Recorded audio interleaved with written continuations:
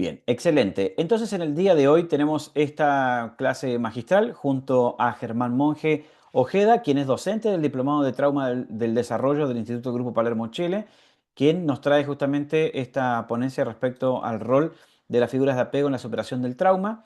Esto está dentro del contexto de nuestro programa de Diplomado de Trauma del Desarrollo, segunda versión 2026. Germán Monge, también han podido ustedes revisar su currículum y ver justamente en detalle que es psicólogo clínico especializado en posracionalismo, también posee magíster en psicología clínica y psicoterapia sistémico-constructivista y también un postítulo en especialización clínica en el modelo de apego y complejidad MAC a través de la trayectoria humana y una serie de diplomados también en psicoterapia, entre otras cosas, también como el trabajo mucho en el tema de la teoría de apego. Y bueno, obviamente también tiene una vasta experiencia como psicoterapeuta y supervisión clínico. Así que, bienvenido Germán para ti. ¿Cómo estás? Buenas tardes. Espero que me escuches bien ahí. Hola Adrián, hola a todos. Muchas gracias por la presentación. Te escucho bien. Perfecto, perfecto. Bueno, vamos a dejar entonces y agradecerte nuevamente a que estés junto aquí a nosotros, a todas estas personas conectadas. Somos 197 conectados en estos momentos. Si te parece cómodo, podemos dejar las preguntas para el final o Ujú, si no te sí, distrae, puedes ir viéndola en el chat como te quede mucho más cómodo. Yo te ayudo en todo caso cuando ok. veamos, hacemos las preguntas al final. Bueno, Ok, muchas gracias. muy bien. Te cedo la palabra y adelante entonces. Súper. Bueno, muy buenas tardes a todos.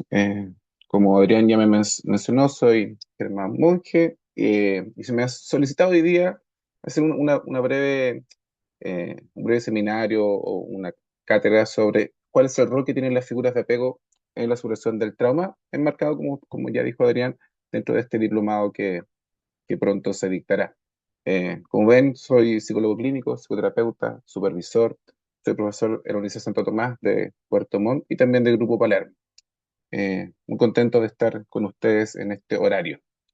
Bueno, el día de hoy vamos a comenzar con tal vez algo que nos han enseñado mucho en la universidad, que es plantear los problemas. Y el problema que tenemos, en particular en Chile, que es parte del problema en realidad, es las altas cifras que tenemos con respecto a los niños que han sufrido vulneraciones y que ingresan a nuestro sistema de protección. Y aunque el término legal es vulneración de derechos, en psicológico, de una u otra forma, es lo que nosotros llamamos una experiencia potencialmente traumática o experiencias de trauma. Y como ustedes pueden ver en estos datos que son del periodo de marzo de 2016, en Chile, nuestro servicio de protección especializada solo durante el mes de marzo atendió a 126.883 niños, es decir, una cifra no menor, considerando que es un país en que la natalidad es cada vez más baja y que por lo tanto los niños son realmente el futuro de nuestro país y obviamente de la humanidad. En ese sentido, es alarmante y debe ser una urgencia o una emergencia realmente entregar buenos cuidados y entregar una protección por parte del Estado a través de los distintos, eh, a través del sistema de protección, con el objetivo de disminuir a la brevedad estas altas cifras de diferentes tipos de maltrato. Vamos a ver a través de la presentación que lo que entendemos por maltrato no es solamente aquellas conductas evidentes como el abuso, la negligencia o el maltrato físico, sino que también es la exposición a la violencia intrafamiliar, el abandono y un largo etcétera de otras experiencias que impactan negativamente en el desarrollo de un ser humano. El problema además no es solamente la alta cifra que tenemos, sino que además es bien sabido que eh, al menos un 80% de los niños que son víctimas de algún tipo de maltrato o de mal cuidado, finalmente nunca denuncian o no son intervenidos tempranamente. Y eso va a tener un impacto a través del desarrollo, y no solamente en términos de la salud mental o salud física, que es lo evidente, sino que también a nivel social. No solamente puede afectar el engranaje social o el enmarañado social, sino que también el desarrollo de un país. Las pérdidas económicas producto de los problemas asociados al trauma infantil son enormes para cada país y eso pareciera ser que no está en la ecuación de los gobiernos, creo yo. Y lo interesante es, a propósito de esta cifra oculta, es que a pesar de que la vulneración en la infancia es frecuente, la verdad es que el trauma infantil sigue siendo una experiencia humana que está dentro de lo que Chu Lieberman y Van Hort llaman lo no dicho. Son comportamientos de los cuales la mayoría de nosotros no hablamos. De hecho, es interesante que solo la carrera de psicología, que está fundamentada en parte por el trauma, pensemos en Freud, ¿cierto? Y sus diferentes teorías sobre el trauma a través de sus años de productividad, es que no tenemos asignaturas en pregrado especializadas en trauma. De hecho, es muy probable que en muy pocas asignaturas se toque la palabra trauma si no es para hablar de estrés postraumático en psicopatología. Y si en las carreras que trabajan con los niños que son traumatizados no se habla de trauma, imagínense lo que es en la vida cotidiana. Y si hay algo que hemos aprendido, creo yo, los psicólogos y los psicoterapeutas, es que no hay nada más traumatizante que el silencio, aquello que no se dice, los secretos familiares.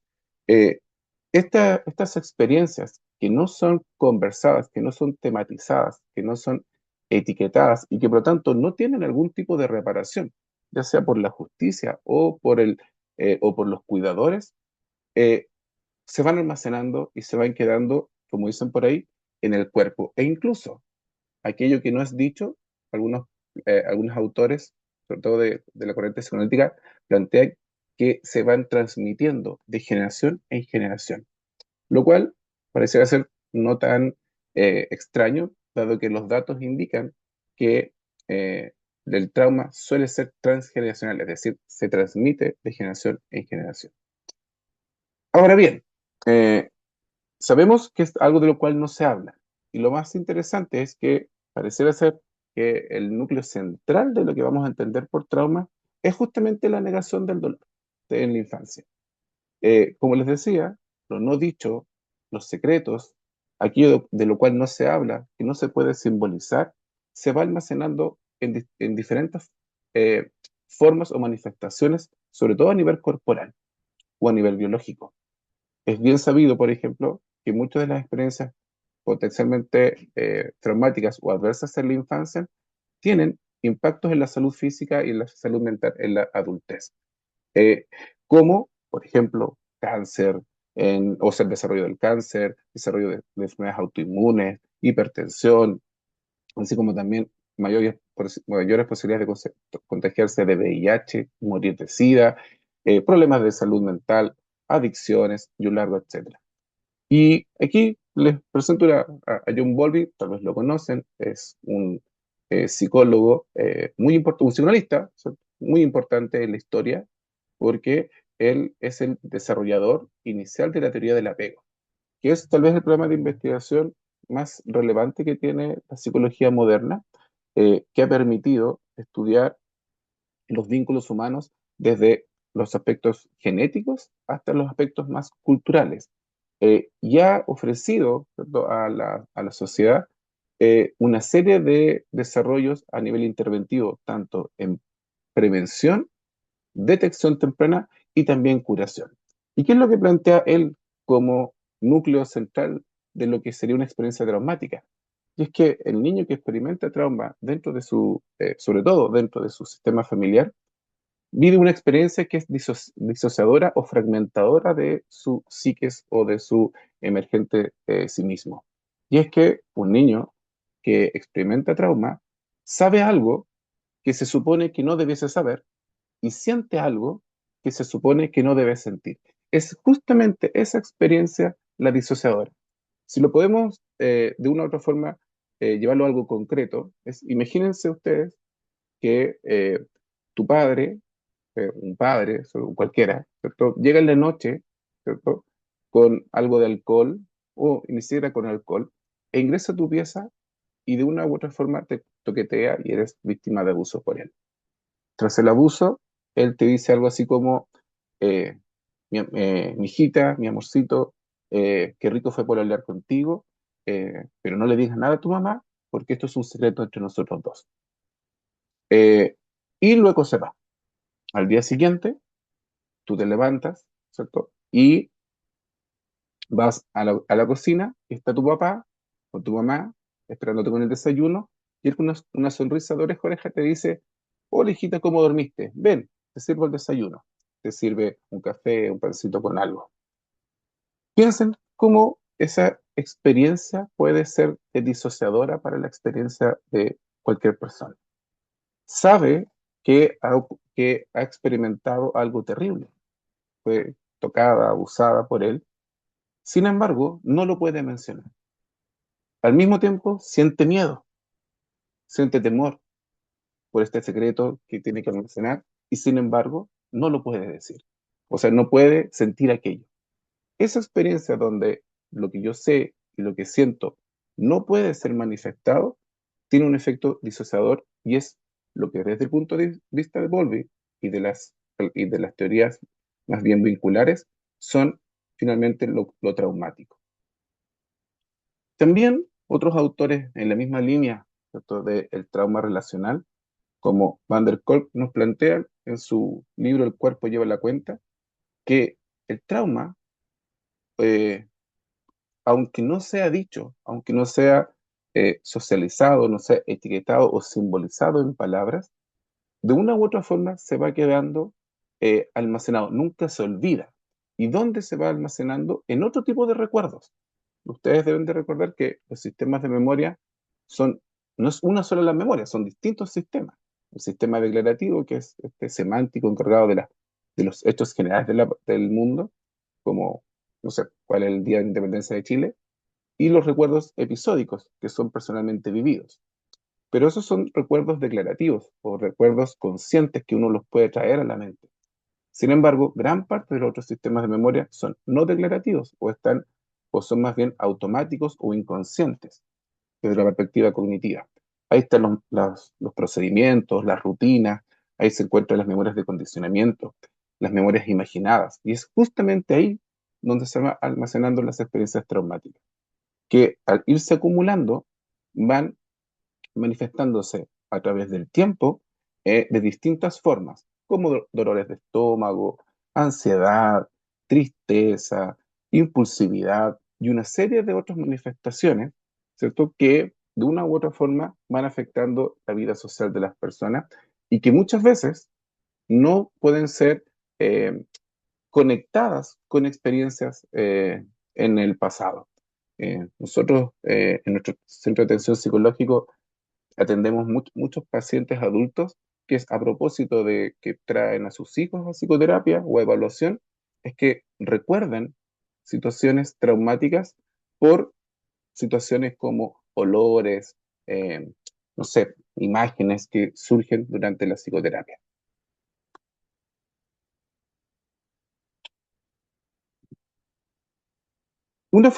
Ahora, ¿cómo vamos a entender el trauma? Hay distintas formas de aproximarnos a la vulneración o al trauma infantil.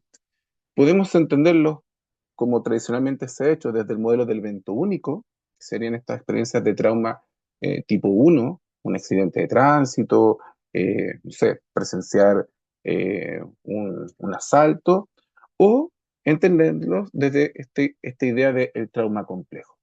¿Cuál es la distinción? Y es que el modelo de evento único supone que detrás de una experiencia traumática o de vulneración no vuelven a ocurrir o no hay una consecuencia relacional sobre el niño o niña que ha sido víctima de abuso.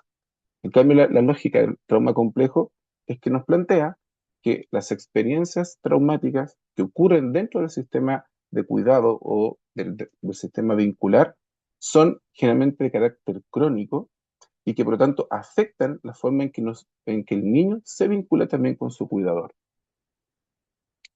El problema, ¿cierto?, es que esta mirada del evento único o modelo clásico tiene ciertas limitaciones. Limitaciones que tienen evidentemente consecuencias en no solamente la intervención, sino que sobre todo en las personas. Ahora bien, si lo vemos desde el punto de vista interventivo, muchas veces asumir que los traumas o la traumatización es única, nos lleva a reducir el evento traumático a la experiencia traumática. Es decir, es, cosas como el niño vivió abuso, como si eso dijera algo de la experiencia del niño. El evento es el abuso, pero cómo es vivido, significado el abuso por ese niño, la verdad es que no lo sabemos.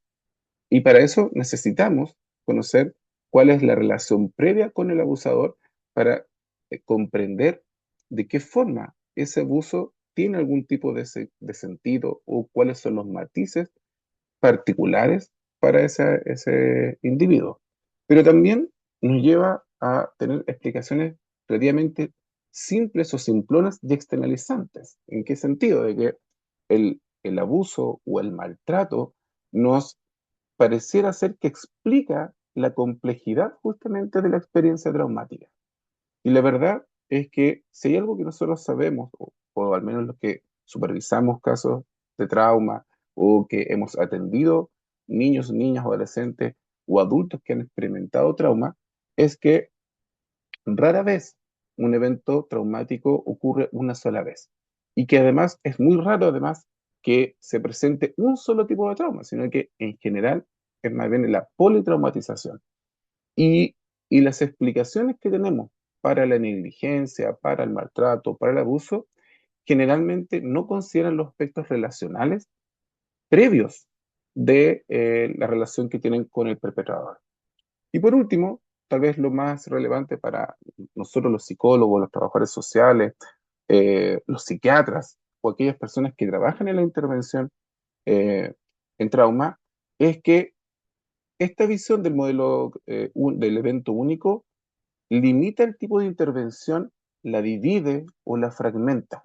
De hecho, nuestro sistema de protección especializado hasta hace un tiempo planteaba o desarrolló programas específicos para reparación de maltrato y abuso, el PRM, el PAS para prácticas abusivas sexuales, el PIE, programa de intervención especializada.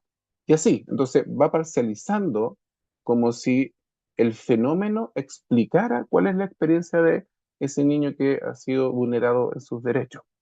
Y ese tipo de intervenciones parecieran ser, o al menos la evidencia que tenemos disponible, es que no son útiles, porque ven solamente un aspecto de el problema y muchas veces eh, no se focalizan en lo que sí es verdaderamente relevante, que es cómo el sistema de cuidado aborda, ya sea porque es el perpetrador o son los testigos de alguna situación de trauma.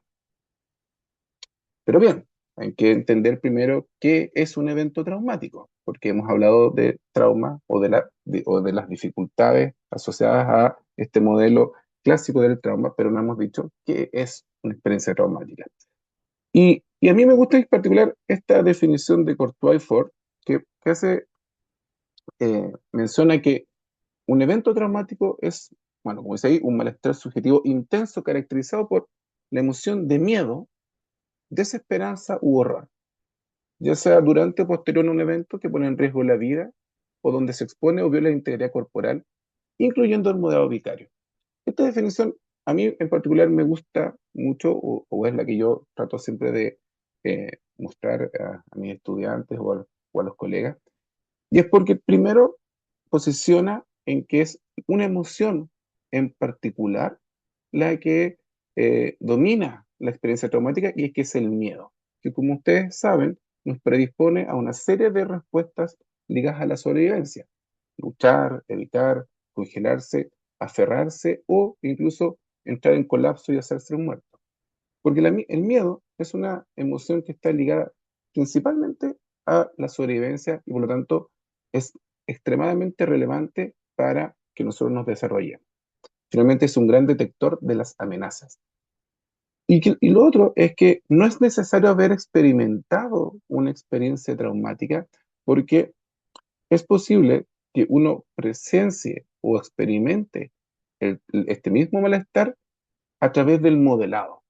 Y eso es particularmente interesante para aquellas personas que trabajan en intervención con trauma, en el sistema de protección, por ejemplo, dado que al estar expuesto de forma continua, por años muchas veces a un trabajo con niños que han sido vulnerados, suelen también empezar a presentar algunos síntomas propios de la traumatización.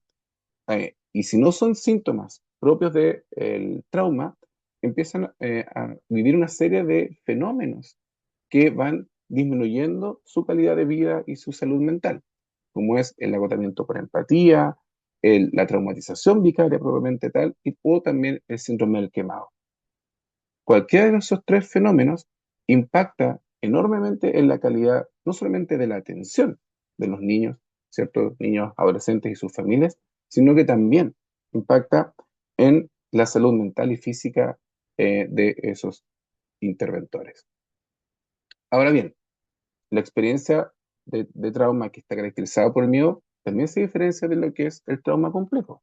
El trauma complejo generalmente comienza en la infancia y se mantiene a través del desarrollo, donde los estresores traumáticos, es decir, estas experiencias de trauma, son de carácter interpersonal y son principalmente dentro del sistema de apego, o sea, de cuidado, es decir, el núcleo familiar, eh, que impactan enormemente en el desarrollo normativo del cerebro y que por lo tanto tiene una gran relevancia para el desarrollo posterior.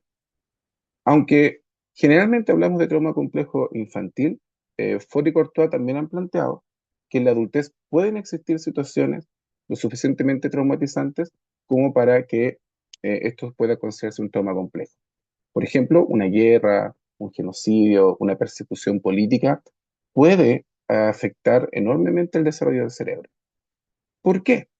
Porque se ha visto que en estas experiencias de extremo terror o miedo que ocurren dentro del sistema de cuidado a tempranas edades, no permite el desarrollo normativo del cerebro y en vez de desarrollarse a través de o sea, que se haga la corteza prefrontal la que vaya tomando, ¿cierto?, el control de nuestro comportamiento, los niños comienzan a funcionar desde el sistema límbico o desde el sistema más bien llamado reptiliano, es decir, en un modo de sobrevivencia. Y por lo tanto, el comportamiento que nosotros vamos a observar va a ser un comportamiento más hipervigilante, un comportamiento de sobresalto, o como se llama comúnmente, a la defensiva. Aquí les planteo una foto de Bruce Perry, que tiene un libro famoso que se llama El chico que criaron como perro, que cuenta 10 historias sobre niños que han experimentado trauma complejo y explica de una forma relativamente simple cuál es el impacto que tiene el trauma en distintos dominios de la experiencia humana. ¿Y cuáles son las principales consecuencias? Hay muchas otras, por supuesto, pero tal vez posicioné algunas que son como las más típicas o las más estudiadas. Primero, el riesgo psicobiológico, o sea, un estado psicobiológico de sobrevivencia al cual yo hacía referencia. Estos niños parecen estar siempre a la defensiva, desarrollan una serie de estrategias para poder vincularse con los demás que pueden ser confundidas con problemas de salud mental. Por ejemplo, el cuidado compulsivo, la complacencia compulsiva, la punición, la desesperanza fingida, la autosuficiencia, que son todas estrategias que les permiten vincularse con el otro, pero desde el temor. También el riesgo a la retraumatización a través de toda su vida. Si hay algo que pareciera ser bastante intuitivo para todos nosotros, es que aquellas personas que son o han sido víctimas de malos tratos en la infancia suelen relacionarse con personas que las maltratan o les suelen seguir ocurriendo situaciones en las cuales son maltratadas. También suelen presentar gran cantidad de dificultades en la capacidad de autorregulación de las emociones, el autocontrol a nivel de los impulsos, en la capacidad de vincularse o del apego, en la afectividad y también presentan mucha ansiedad. También adicciones, agresividad, desamparo, problemas alimentarios, disociación, somatizaciones, problemas cardiovasculares, metabólicos, inmunológicos, muchos problemas de la esfera sexual y muchas experiencias emocionales dolorosas como ira, alienación, desconfianza, confusión, baja autoestima, etcétera. Como ven, son muchos dominios en los cuales las experiencias de trauma complejo tienen consecuencias a nivel infantil y que también, si es que no son intervenidos a tiempo, van a ser en el futuro. Y como les decía, los principales dominios de deterioro son la capacidad de vincularse de forma segura u organizada al menos con otros seres humanos. A nivel de la biología, tienen más tendencia a enfermarse, desarrollos, ¿cierto? Cognitivos más disminuidos. En la regulación emocional, suelen tener dificultades para utilizar estrategias de regulación de reevaluación, sino que más bien ocupan la supresión emocional o la evitación experiencial. También en regulación conductual, o son sobrecontrolados o son impulsivos. Suelen tener muchas experiencias de disociación, desrealización, despersonalización, fuga disociativa, dos o tres personalidades incluso. A nivel cognitivo, suelen tener bajos desempeños intelectuales, dificultades en una serie de procesos neuropsicológicos que no funcionan adecuadamente o no se desarrollan adecuadamente. Por ejemplo, la capacidad de planificar, de organizarse, el control inhibitorio, memoria de trabajo, memoria de largo plazo, etcétera. Y también a nivel de la autoimagen. Suelen tener un self relativamente fluctuante, tienen dificultades con los límites interpersonales, suelen sentir mucha culpa, vergüenza, sentirse extraños, sentirse incomprendidos, vacíos, etc. Además, tal vez algo que es muy relevante para nosotros los que somos psicoterapeutas, es que nos da tiene un impacto en los profesionales de la salud mental y con esto que yo llamo como una ilusión diagnóstica.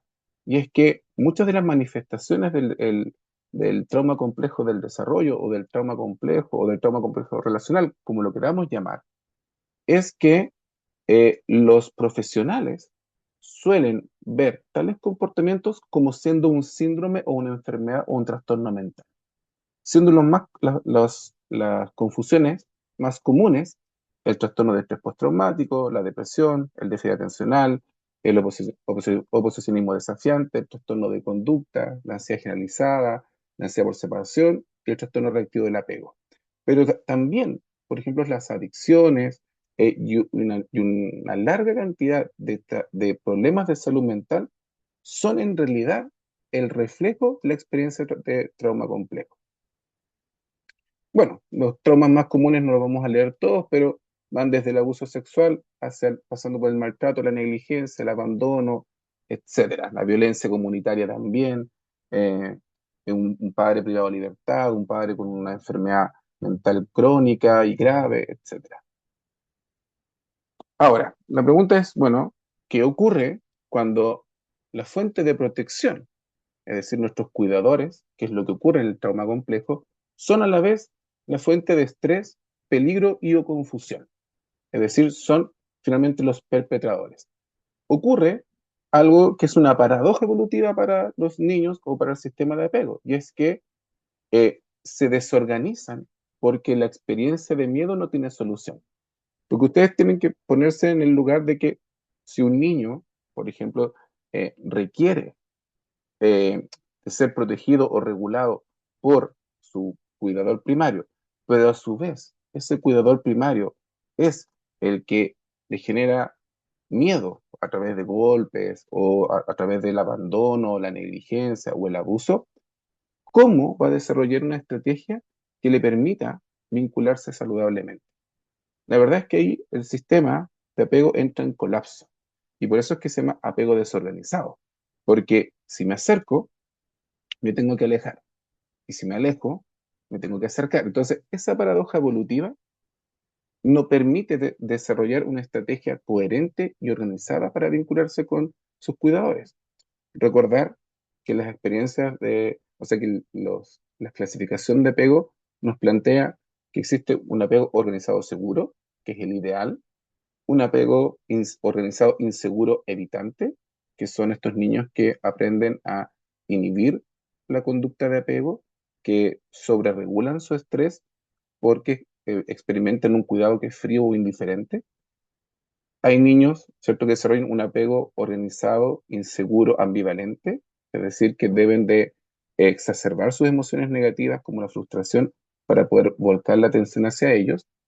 Y pero esos tres tipos de apego son organizados y por lo tanto permiten predecir el comportamiento de los adultos.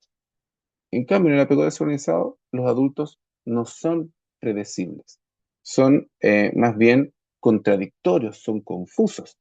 Y por lo tanto, el niño no puede desarrollar una estrategia que predeciblemente le permita atraer a ese cuidador y poder regular el estrés o el temor.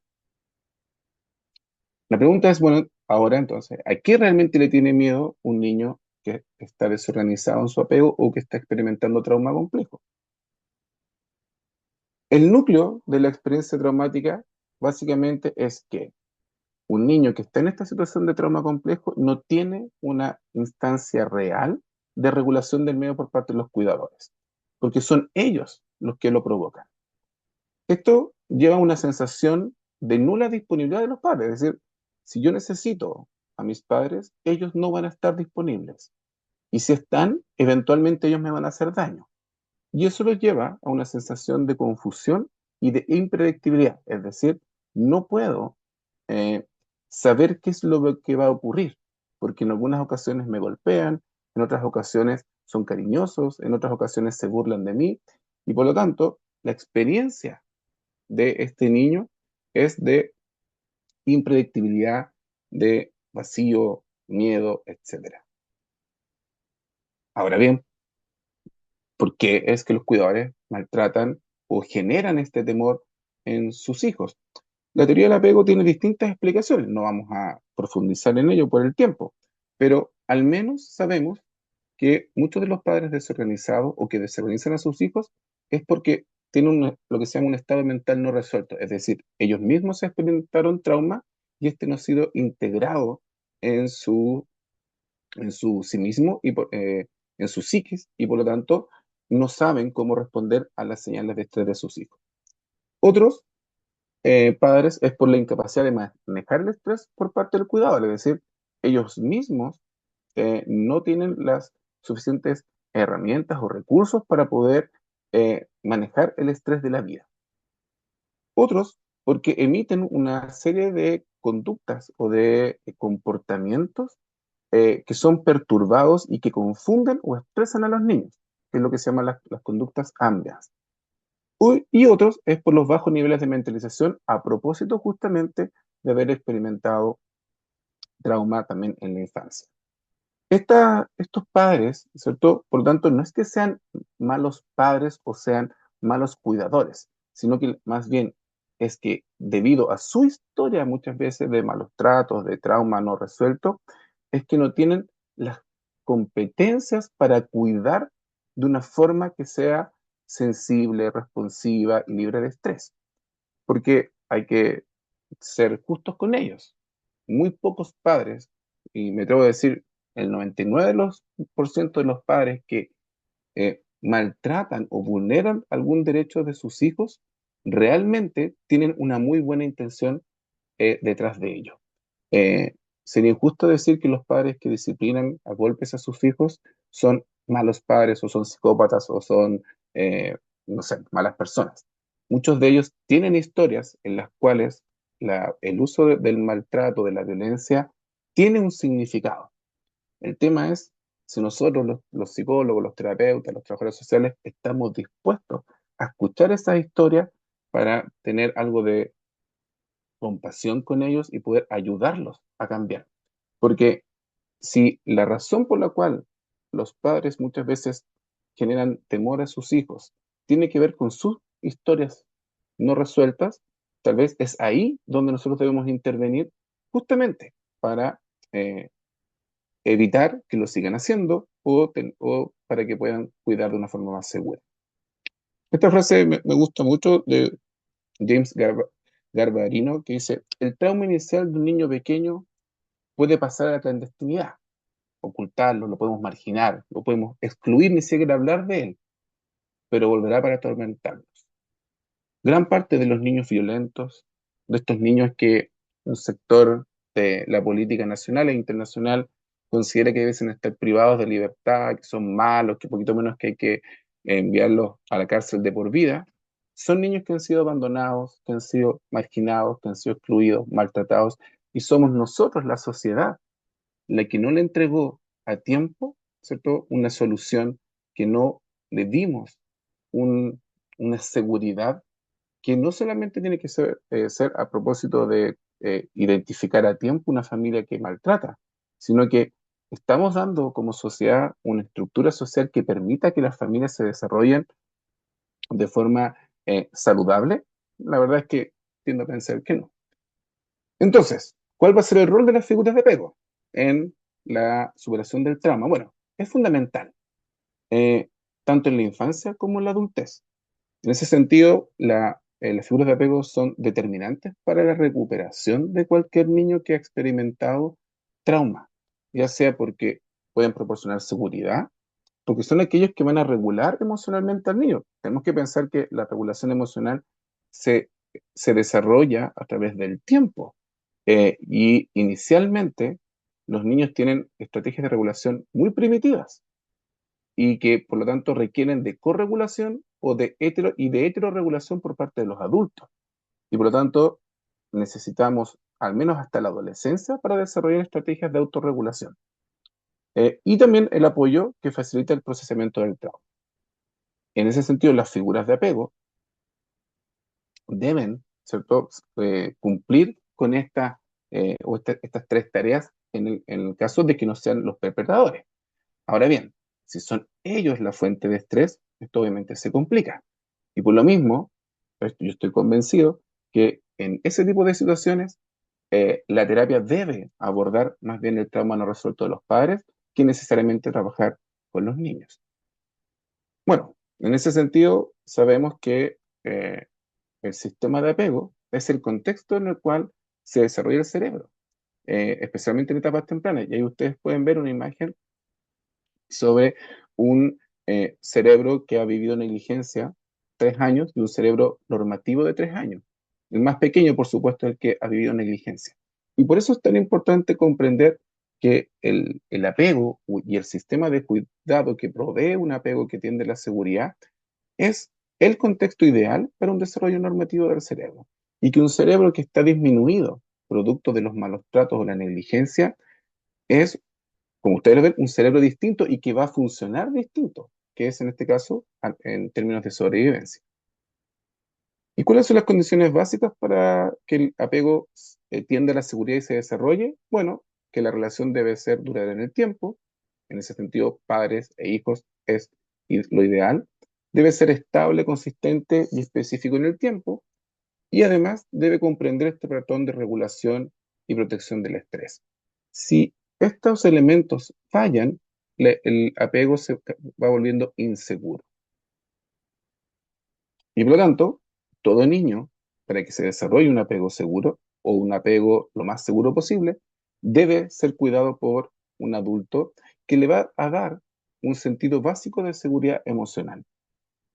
Y el apego, por lo tanto, va a funcionar como un escudo protector, y que le va a permitir desarrollarse cognitivamente de forma adecuada o al menos normativa, un desarrollo socioemocional que le permita comprender su mundo emocional, comprender el mundo emocional de los demás, mentalizar al otro, se va a desarrollar psicobiológicamente de forma normativa, va a ser capaz de desarrollar la capacidad de mentalización y después de armonizar con la sociedad y va a lograr la autorregulación emocional, que son algunas de las variables que están o de las consecuencias de tener un apego seguro.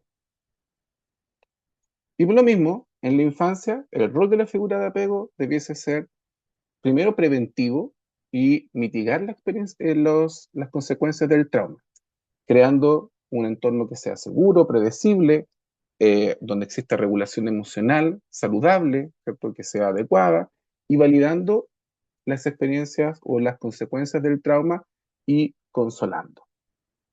En la adultez es de reparación a través de nuevos vínculos.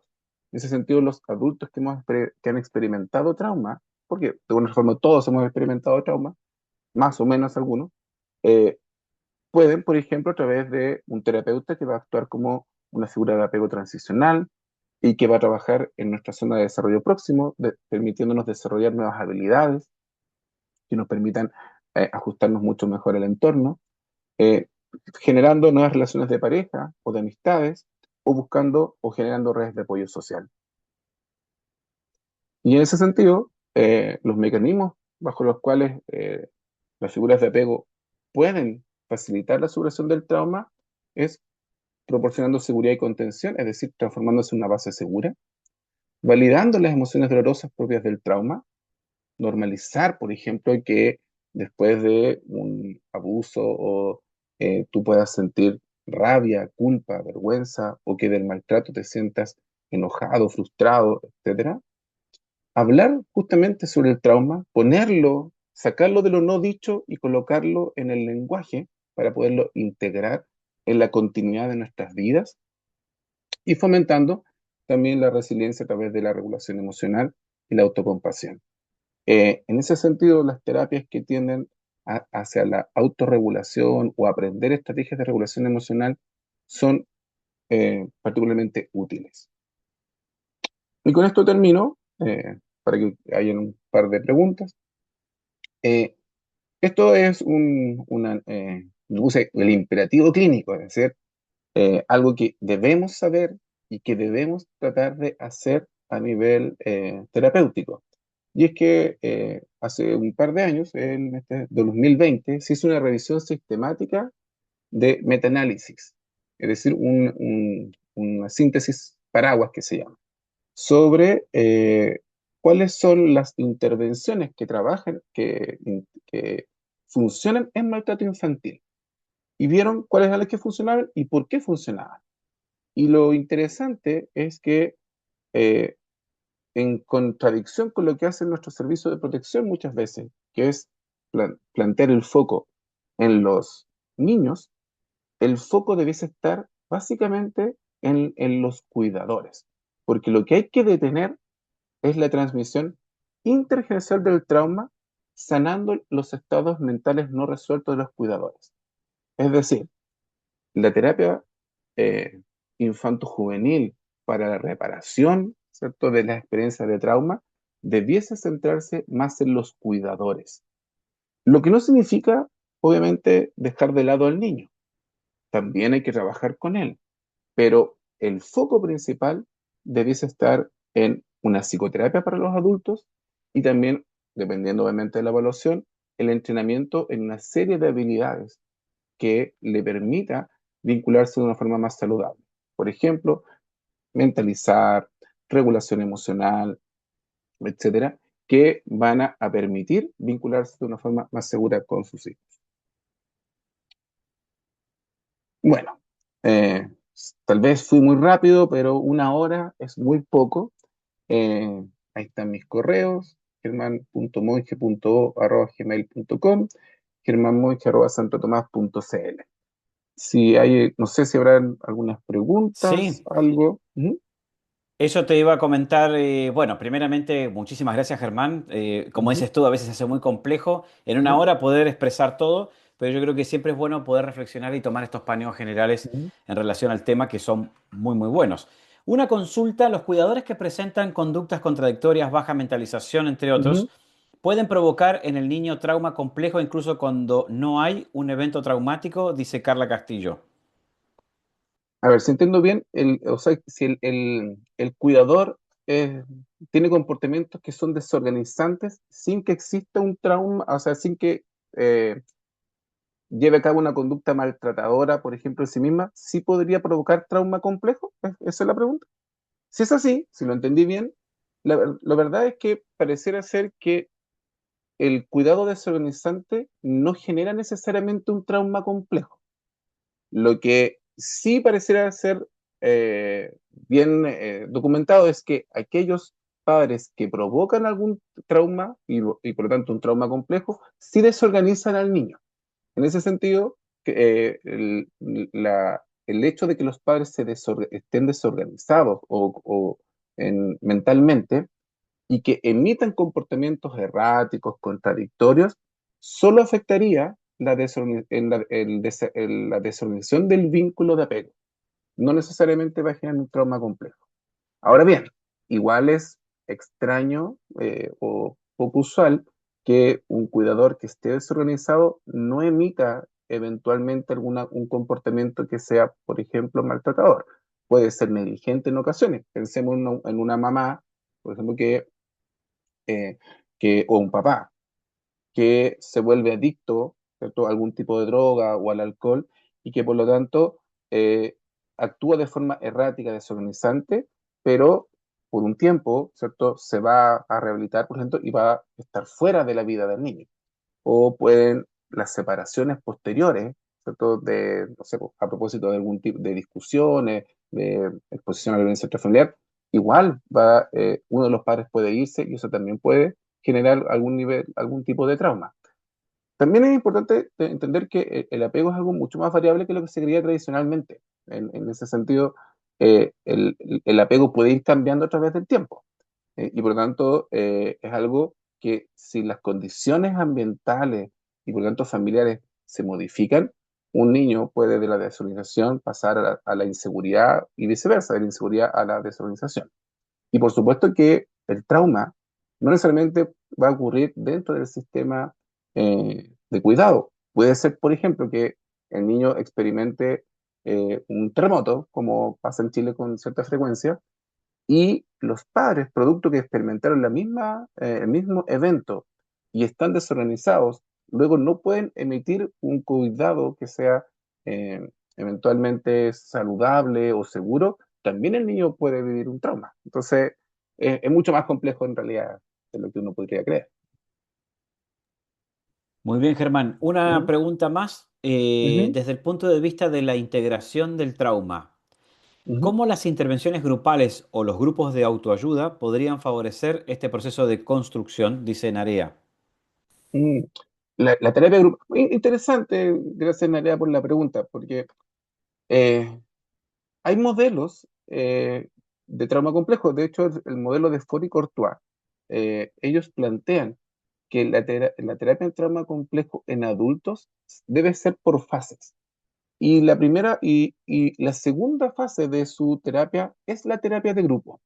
En ese sentido, la terapia de grupo, cuando las personas han logrado, ¿cierto?, poder ya eh, hablar, etiquetar la experiencia de trauma y se han desarrollado ciertas habilidades en ellos, como por ejemplo las habilidades de mentalización, son muy útiles porque cuando uno está en un grupo en el cual las personas ya han aprendido de sus experiencias de trauma, han aprendido ciertas habilidades de autorregulación, de mentalización, por modelado le dan también al otro mucho más esperanza y les permite también resignificar sus experiencias a partir de las experiencias de los otros.